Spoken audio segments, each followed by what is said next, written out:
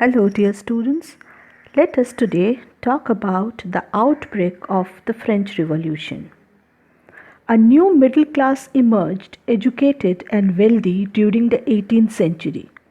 They believed that no group in society should be given privileges by birth. Ideas of equality and freedom were put forward by philosophers. The ideas of these philosophers were discussed intensively in salons and coffee houses and spread among people.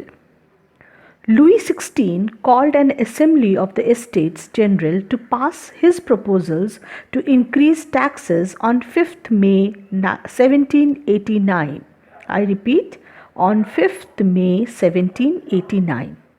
The first and second estate sent 300 representatives each, who were seated in rows facing each other on two sides, while the 600 members of the third estate had to stand at the back. The third estate was represented by its more prosperous and educated members only, while peasants, artisans, and women were denied entry to the assembly. That means these peasants, artisans, and women were not even allowed to enter the assembly. Voting in the Estates General in the past had been conducted according to the principle that each estate had one vote, and same practice to be continued this time. But members of the third estate demanded individual voting right. So, where each member would have one vote.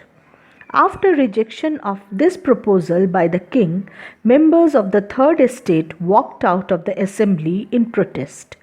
On 20th June, the representatives of the third estate assembled in the hall of an indoor tennis court in the ground of Versailles, where they declared themselves a national assembly and vowed to draft a constitution for France that would limit the powers of the monarch.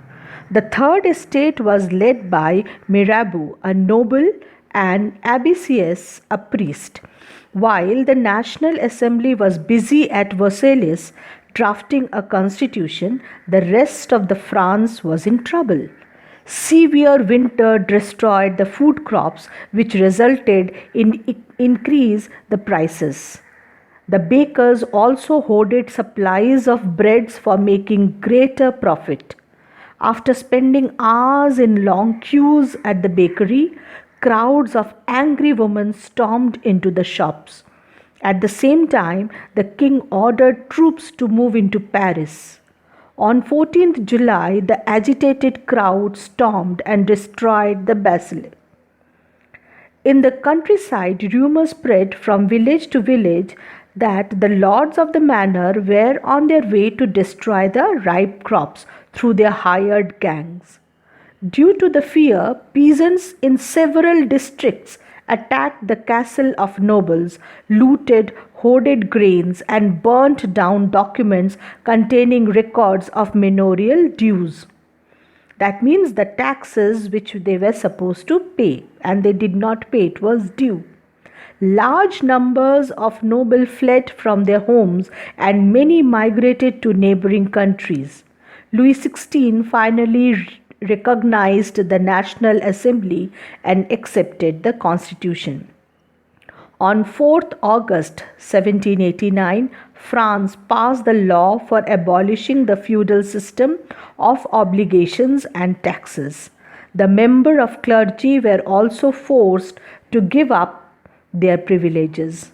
Tithes were abolished and lands owned by the church were confiscated. Hello, dear